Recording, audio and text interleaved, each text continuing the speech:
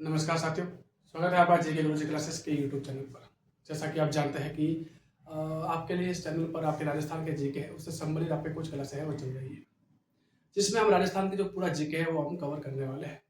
और उसी पार्ट से हमने राजस्थान की जो कला संस्कृति है वो वाला पार्ट शुरू किया था, जिसमें हमने कुछ क्लासों के माध्यम से राजस्थान के कुछ लोक देवता है वो पढ़े।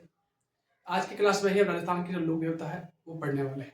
साथ ही एक या दो क्लासें और होगी, जिसमें हम राजस्थान के जो लोक देवता से संबंधित पूरे जो जितने भी लोक देवता लगते हैं, साथ ही उनसे संबंधित जितने भी जो प्रश्न एग्जाम में पूछे गए हैं, जिनकी पूछे जाने की संभावना रहती है, और साथ ही वे प्रश्न जो कई बार होता है कि हम किसी प्रश्न को छोटा समझ के आपको छोड़ देते हैं, या किसी प्रश्न को जो प्रश्न आज कोई दूसरी किताब में मिलता नहीं है, उन प्रश्नों को भी मैं इस क्लासों के माध्यम से सम्मिलित करके आपको पूरा एक नोट्स मेकिंग पैटर्न पर आपके जो सारे जो टॉपिक है वो कवर करवाने वाला हूँ। तो ये क्लासें है वो आपके लिए इम्पोर्टेंट रहने वाली है। तो इस वीडियो को लाइक और शेयर जरूर करिएगा, और साथ ही चैनल पर नए हैं तो चैनल को सब्सक्राइब जरूर करिएगा। साथ ही वे विद्यार्थी जिन्होंने जो पिछली क्लास है वो नहीं देखी है, तो मैं आशा करता हूँ कि आप जो पिछली वाली क्लासें हैं वो भी जरूर देखिए, क्योंकि अगर एक सीक्वेंस में अगर आप क्लासें देखोगे, उन्हीं क्लासों को सीक्वेंस में अगर आप नोट्स बनाओगे, तो आपके लिए काफ़ी फायदेमंद आपके रहने वाला है। साथ ही इन क्लासों की अगर मैं बात करूँ, तो ये क्लासें आपके राजस्थान के सभी एग्जाम के लिए आपके इम्पोर्टेंट रहने वाली है।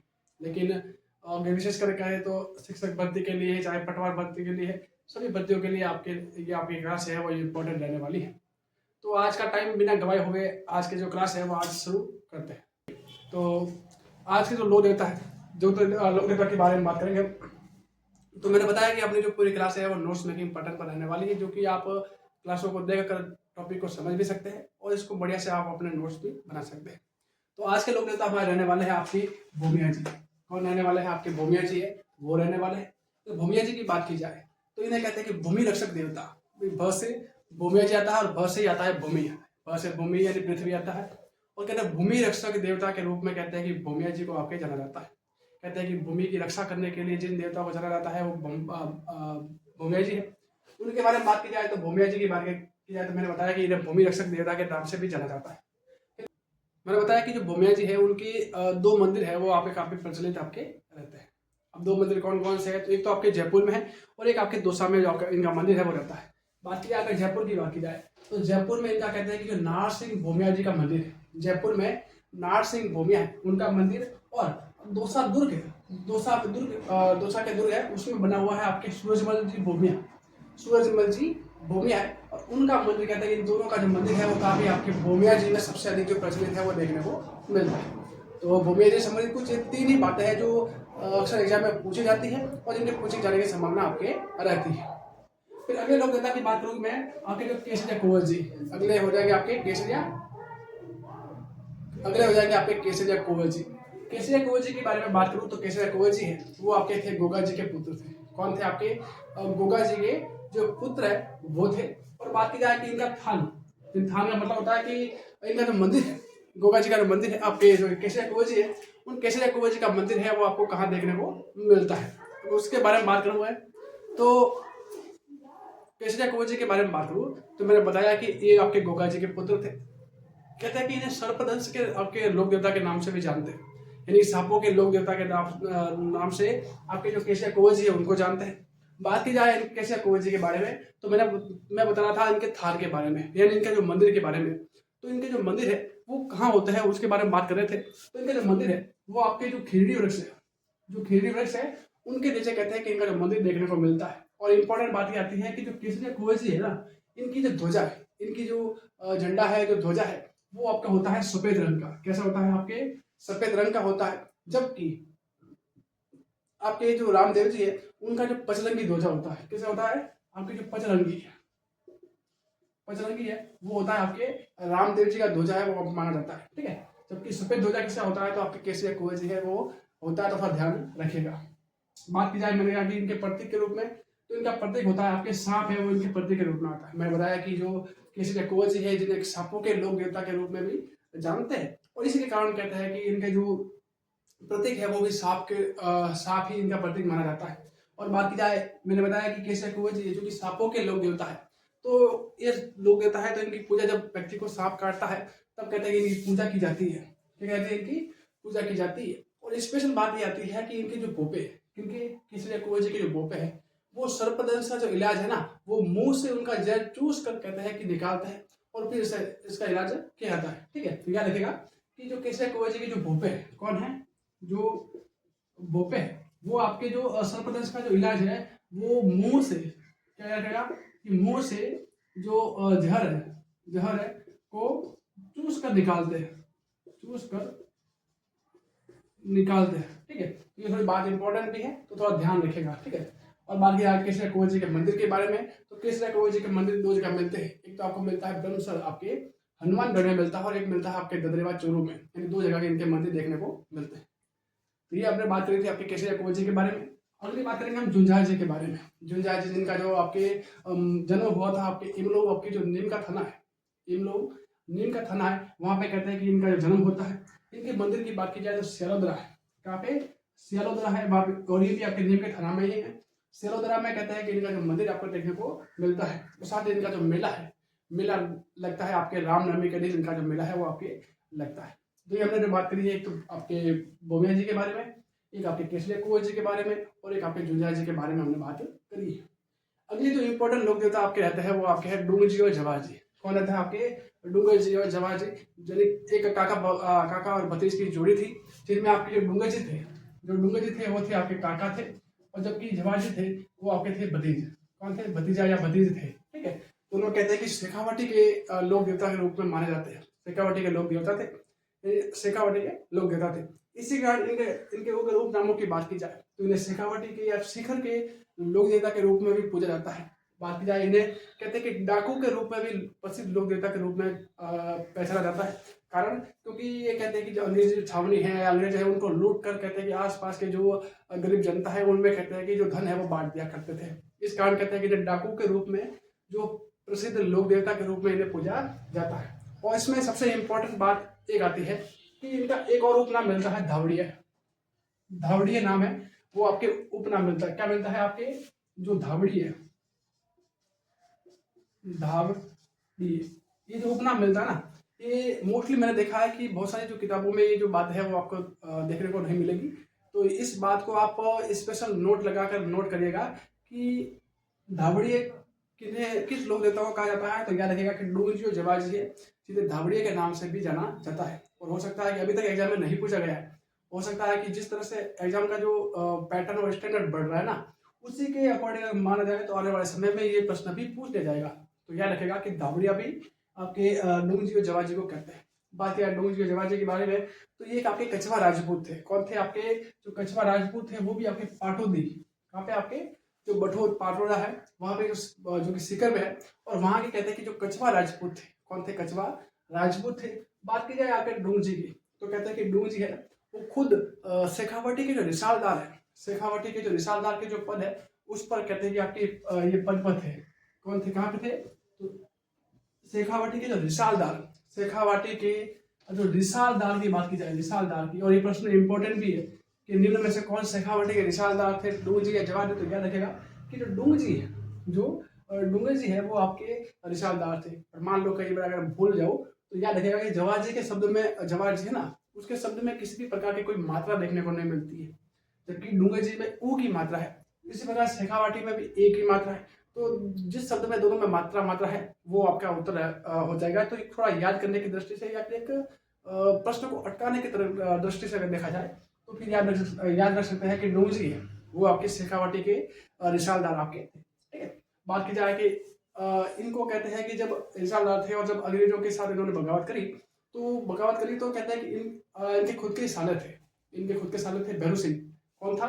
भैरू सिंह था, इनका खुद का साला था आपके भैरू सिंह था।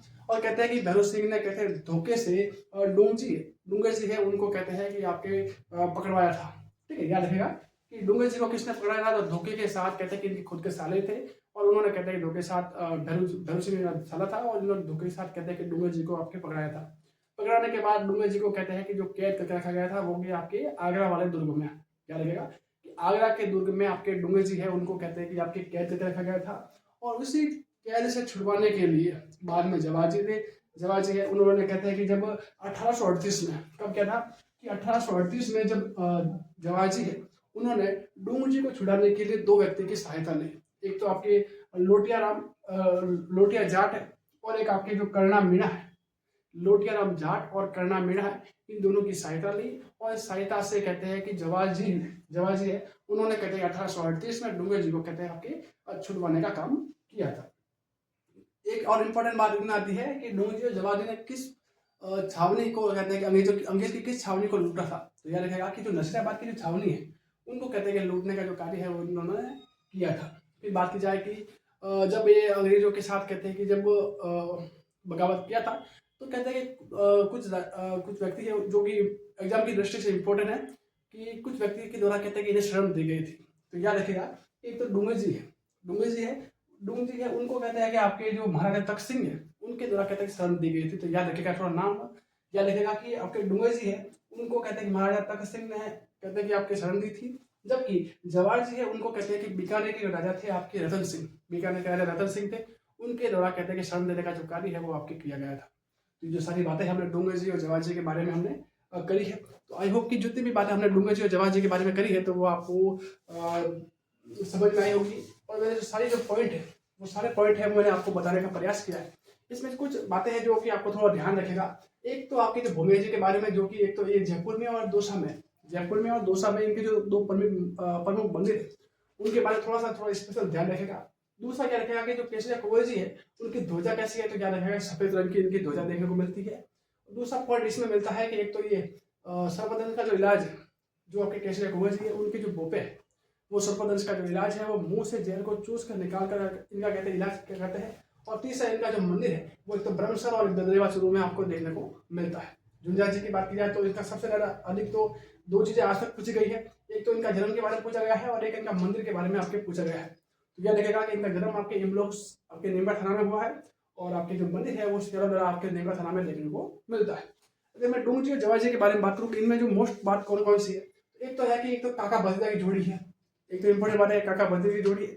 और साथ ही याद रखेगा काका कौन है भतीज कौन है, तो डूंगे जी काका जी है और जवाहर जी इनके भतीजे आपके रहने वाले हैं। ठीक है, एक इनका जो उपनामों के बारे में बात करी, उपनामों में नाम मिलता है आपके, एक तो धावड़ी है, एक निर्धा धावड़िया जो कि इम्पोर्टेंट है। दूसरा मिलता है आपके एक डूंगे जी है वो एक शेखावटी के निशानदार थे, ये पॉइंट थोड़ा इंपॉर्टेंट रहता है। तीसरा रहता है कि इनको किसके द्वारा कहते हैं कि धोखे से किसे इन्हें धोखे से पकड़वाया था, तो क्या रखेगा भैरव सिंह के द्वारा कहते हैं इन्हें पकड़वाया गया था। और कहते हैं कि कौन किस जगह पर कहते हैं कि इन्हें यहाँ पे कैद करके रखा गया था, तो क्या रखेगा कि आगरा का दुर्ग है वहाँ पे कैद किया गया था। एक पॉइंट आता है कि जवाहर जी है वो कहते हैं डूंगे को छुड़वाने के लिए किन की सहायता ली थी, तो यह ध्यान रखना कि लोठेराम जाट है, एक लोठेराम जाट है और एक कर्णा मीणा है, तो की जो सहायता है वो आपके ली थी। और एक आपके नसीराबाद छावनी को लूटने का कार्य है वो इन दोनों के द्वारा आपके किया गया था। और एक दोनों है कि आपके जो जिनके द्वारा इनके दोनों को शरण दी थी उनके जो नाम है थोड़ा फिर ध्यान रखेगा कि डूंग जी है उनको तखत सिंह के द्वारा और आपके जवाहर जी है उनको बीकानेर के राजा जो रतन सिंह उनके द्वारा कहते हैं शरण देने का जो कार्य है वो आपके किया गया था। तो ये सारी बातें हमने इसको 4 लोक देवता के बारे में करी थी और नेक्स्ट हम बात करेंगे जो अगले लोक देवता है उनके बारे में हम बात करने वाले हैं। तो नेक्स्ट लोक देवता रहने वाले हमारे मामा देव जी। तो अगले लोक देवता के बारे में बात करेंगे, मामा देव जी के बारे में बात करेंगे। तो इन लोक देवता को कहते हैं कि बरसात के लोक देवता के नाम से भी जाना जाता है। क्या कहते हैं इनको, बरसात के लोक देवता के नाम से जाना जाता है। और ये प्रश्न काफी बार एग्जाम में पूछा भी गया है, तो थोड़ा ध्यान रखेगा कि जिस प्रश्न को मैं इंपॉर्टेंट बता रहा हूँ तो प्रश्न अपने आप में महत्वपूर्ण है, क्योंकि वो प्रश्न काफी बार एग्जाम में पूछा गया है। तो मैं मामा देव के बारे में बात कर रहा था, तो मामा देव के बारे में बात करूँ तो इन्हें कहते हैं कि बरसात के लोक देवता के रूप में इन्हें कहते हैं पूजा जाता है। ठीक है, बात की जाएगी इनकी लोग मामा देव के बारे में, तो इनकी कहते हैं कि मूर्ति नहीं होती है। क्या नहीं होती है, इनकी मूर्ति नहीं होती है, जबकि एक काष्ठ लकड़ी का तोरण होता है। क्या लगेगा कि इनकी जो मूर्ति की पूजा नहीं होती है, इनमें इनकी जो पूजा है वो काष्ठ के तोरण के रूप में कहते हैं कि इनकी जो पूजा है वो वहाँ पे की जाती है। साथ ही इनका न तो कोई मंदिर होता है और न ही इसमें कोई मूर्ति होती है, जो कि जैसा कि मैंने बताया है। ठीक है, तो मैं कहा इसमें न मूर्ति होती है और न ही मंदिर होता है, जबकि उसका केवल एक स्थान होता है, एक छोटा सा स्थान होता है जहाँ पे कहते हैं कि इनकी जो पूजा है वो आपके की जाती है, और वो भी किसी गांव के बाहर की जाती है आपके, कि गांव के बाहर कहते हैं कि इनकी जो पूजा है वो आपके की जाती है। बात की जाएगी इनके जो बलि दी जाती है, तो मामा देव जी की को बलि दी जाती है, वो दी जाती है आपके भैंस की जो बलि है, भैंस की जो बलि है वो आपके इसमें दी जाती है। तो थोड़ा बात ध्यान में रखिएगा कि मैंने बताया मामा देव के बारे में। तो कुछ बातें इंपॉर्टेंट बताई, तो बरसात के लोक देवता है, इनका तो ना तो मंदिर होता है और ना ही मूर्ति होता है। इनकी जो पूजा है वो काष्ठ के तोरण के लगाकर कहते हैं कि इनकी जो पूजा की जाती है। इनका जो भी जो स्थान है, छोटा सा स्थान है, वो गांव के बाहर कहता है कि इनका जो स्थान है वो आपके रहता है। और इनको जो बलि है वो भैंस की जो बलि है वो आपके दी जाती है। फिर अगला जो आपके जो लोक देवता है वो आपके इलोजी आते हैं। इलोजी के बारे में बात की जाए तो इन्हें कहते हैं छेड़छाड़ के लोक देवता के रूप में भी इनकी पूजा की जाती है। कहता है कि छेड़छाड़ के लोक देवता के रूप में इनकी पूजा की जाती है। छेड़छाड़ के लोक देवता के रूप में इलोजी की बात की जाए तो कहते हैं कि ये मारवाड़ के लोक देवता के रूप में पूजे जाते हैं। मोस्टली आपके ये जो पश्चिमी राजस्थान है उस वाले इलाके में कहते हैं कि इलोजी की चौकी से पूजा की जाती है। और उसमें पश्चिमी स्थान में भी बात की जाए तो आपके जो ये बाड़मेर वाला क्षेत्र है, बाड़मेर वाला क्षेत्र है, वहाँ पे कहते हैं कि इलोजी की पूजा सबसे अधिक आपके की जाती है। इलोजी की बात की जाए तो ये आपके होलिका के होने वाले पति थे, जो आपके हिरण्यकश्यप और प्रहलाद था। प्रहलाद जो कि विष्णु भगवान का परम भक्त था। और जब कहते हैं कि आपके जो प्रहलाद को जब हिरण्यकश्यप मना करता है भगवान विष्णु की पूजा करने के लिए, तो फिर वो मानता नहीं है। तो फिर कहते हैं कि प्रहलाद को जब अग्नि पर बैठाता है, अपनी जो बुआ है होलिका उसको लेकर बैठाता है और बैठता है, और होलिका को वरदान होता है कि वो आग में नहीं जलेगी। लेकिन प्रहलाद की भक्ति के कारण कहते हैं कि होलिका आग में जल जाती है और प्रहलाद को कहते हैं कुछ नहीं होता है। तो उसी हिरण्यकश्यप की बहन थी होलिका, और उसी के होने वाले पति यानी जो मंगेतर थे वो थे आपके इलोजी। इनकी जो पूजा है वो आपके राजस्थान में मारवाड़ क्षेत्र में, और मारवाड़ में की बात की जाए तो आपके बाड़मेर क्षेत्र में कहते हैं कि इनकी जो पूजा है वो की जाती है। ठीक है, बात की जाए इनकी जो पूजा है वो आपके बांझ स्त्री है ना, महिला है, वो कहते हैं कि इनकी जो पूजा की जाती है अपने पुत्र प्राप्ति के रूप में। इनकी जो सवारी है वो भी बाड़मेर में निकल जाती है। कहते हैं कि इनकी सवारी की स्पेशल बात यह है कि जब इनकी सवारी निकाली जाती है तो बड़े हर्षोल्लास के साथ, आनंद फानंद के साथ कहते हैं कि इनकी जो सवारी है वो आपके निकाली जाती है। और जब इनकी सवारी खत्म होती है तो कहते हैं कि महिलाएं रोती है, कहते हैं रुदाली करती है, रोती है। और कहते हैं कि हर्षोल्लास के साथ कहते हैं कि जब किसी की सवारी निकलती है और रोते हुए कहते हैं कि सवारी का अंत होता है, तो वो आपकी सवारी होती है, आपकी इलोजी की सवारी आपके इस तरह से सवारी इनकी निकाली जाती है। तो अगर मैं बात करूँ इनकी सवारी के बारे में या इनके इलोजी के बारे में, तो मैंने बताया कि ये छेड़छाड़ के लोक देवता या फिर मारवाड़ के लोक देवता, क्या कहते हैं, या फिर जो मारवाड़ के जो लोक देवता के रूप में कहते हैं कि इन्हें पूजा जाता है। मैंने बात की है इनकी जो मान्यता सवारी कहाँ पे है तो बाड़मेर में, और सॉरी मान्यता है कहाँ पे तो मारवाड़ में है। और मारवाड़ में की बात की जाए स्पेशल में तो कि आपके बाड़मेर आपके उत्तर आपके रहता है।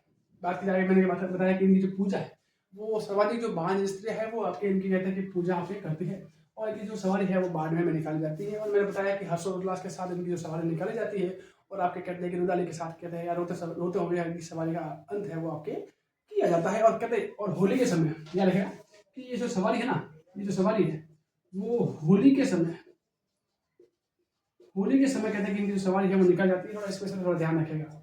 अगले लोक देवता के बारे में बात की जाए तो वो थे आपके आलम जी के बारे में। आलम जी जिन्हें इन्हें भी आपके बाड़मेर के लोक देवता के नाम से जाना जाता है। आलम जी की बात की जाए तो कहते हैं राठौड़ों के कुल देवता है। कौन है कि आपके राठौड़ है, तो राठौड़ों के कुल देवता माने जाते हैं। इनके मंदिर की बात की जाए तो इनका मंदिर है आपके ढांगी टीला है, रानधरा गांव है, लूनी नदी के किनारे पर, और आपके गुड़ार मालानी जो क्षेत्र है बाड़मेर में गुड़ार मालानी है, और वहीं पे कहते हैं कि इनका जो मंदिर है वो आपके रहता है। ठीक है, तो मैंने बताया कि इनका जो एक तो बताया मैंने कि राठौड़ों के कुल देवता है, एक बाड़मेर के लोक देवता के रूप में इन्हें पूजा जाता है। साथ ही मैंने बताया कि इनका जो मंदिर है वो ढांडी टीला, कैसा है तो ढांगी टीला है, टीले का नाम है ढांगी टीला। और कहाँ पे टीला है तो वो याद रखेगा कि वो गाँव है एक आपके राठधरा गाँव है, वहाँ पे है। और वो गाँव आपके लूनी नदी के किनारे पर है। क्योंकि इसमें इंपॉर्टेंट बात है कि लूनी नदी के किनारे पर किस लोक देवता के मंदिर है तो आपके आलम जी भी आता है इसमें।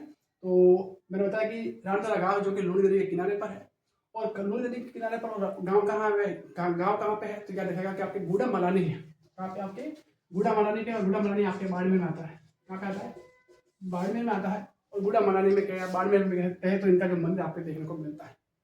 इस स्थान पर कहते हैं कि इनका जो एक मेला लगता है, जो एक तरह से मैं कह सकता हूँ कि जो पशु मेला है, ऐसा लगता है आपके जो पशु मेला है वो लगता है।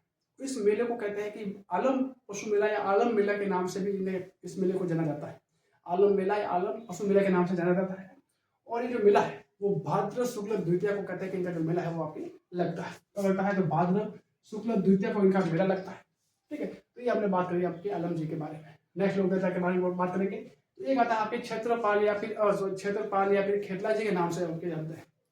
इनके बारे में कहते हैं कि कहावत है कि जहाँ पूजा होती है ना, लोग किसी भी देवी देवता की पूजा होती है तो उस स्थान पर कहते हैं कि आधा स्थान पर किसी देवी देवता का हक होता है, और उसी स्थान में जो आधा स्थान है वो आधे स्थान पर कहते हैं कि खेतलो जी का या खेतला जी का कहते हैं कि आपके इनका जो हक है, अधिकार आपके रहता है। यानी आधे में देवी देवता और आधे में खेतला जी की जो पूजा है वो आपकी की जाती है। बात की जाए कि इनके उपनामों के बारे में, तो खेतला जी के उपनाम की बात की जाए तो क्षेत्र रक्षक के नाम से, यानी इसे क्षेत्र रक्षक के नाम से या फिर ग्राम रक्षक देवता के नाम से भी इन्हें जाना जाता है। बात की जाए कि इनका सर्वाधिक जो मंदिर है आपके जो खेतला जी है, और खेतला जी के जो सर्वाधिक मंदिर है वो आपके डूंगरपुर में देखने को मिलते हैं। कहाँ पे मिलते हैं? डूंगरपुर है। उस डूंगरपुर में आपके सर्वाधिक जो खेतला जी के मंदिर आपको देखने को मिलते हैं। और एक याद रखेगा कि एक पाली स्थान है, जिला है। उस पाली जिले में जो एक देशुरी, कौन सा स्थान है आपके? देशुरी है। और देशुरी के ही समीप आपके लगभग कई 3-4 किलोमीटर आसपास पड़ता है। तो देशुरी के में ही आपके कहते हैं कि आपके सोनाला खेतलो जी का मंदिर है। किसका है? सोनाला खेतलो जी का मंदिर है। और वहाँ पे कहते हैं कि इनका जो भव्य मेला है वो भी आपके लगता है। ठीक है, तो ये सारी बातें हमने खेतलो जी के बारे में हमने करी है। आई होप कि जितनी भी बातें हमने करी है वो आपको समझ में आई होगी। अगर आप स्क्रीनशॉट लेना चाहते हो स्लाइड का तो आप वो भी ले सकते हो। ठीक है, ये सारी बातें हमने राजस्थान के लोक देवताओं के बारे में करी। इसके बाद में एक क्लास और आएगी जिसमें हम राजस्थान के जितने भी बचे हुए लोक देवता है वो आपके कंप्लीट हो जाएंगे। और ये 4-5 क्लासों के माध्यम से कहते हैं कि आपके जो पूरे के पूरे लोक देवता है वो आपके कंप्लीट हो जाएंगे। इसके बाद में कोई भी लोक देवता नहीं बचेगा। साथ ही लोक देवता संबंधित कोई भी बातें पूछी जाती है वो भी नहीं बचेगी। और अगर आप इसी लोक देवता जो मैंने बताया है इनको अच्छे से अगर आप नोट्स बनाते हो, अच्छे से उसको पढ़ते हो, याद करते हो, तो आपको कहते हैं कि आगे आने वाली किसी भी भर्ती में कोई भी समस्या आपके नहीं रहने वाली है। तो ये जो क्लास है वो आपको कैसी लगती है उसके बारे में आप कमेंट जरूर कीजिएगा। वीडियो अच्छा लगा तो इसे लाइक से जरूर कीजिएगा। चैनल पर नए हैं तो चैनल को सब्सक्राइब जरूर कीजिएगा। मिलते हैं नेक्स्ट क्लास में, तब तक के लिए पढ़ते रहे, बढ़ते रहे। धन्यवाद।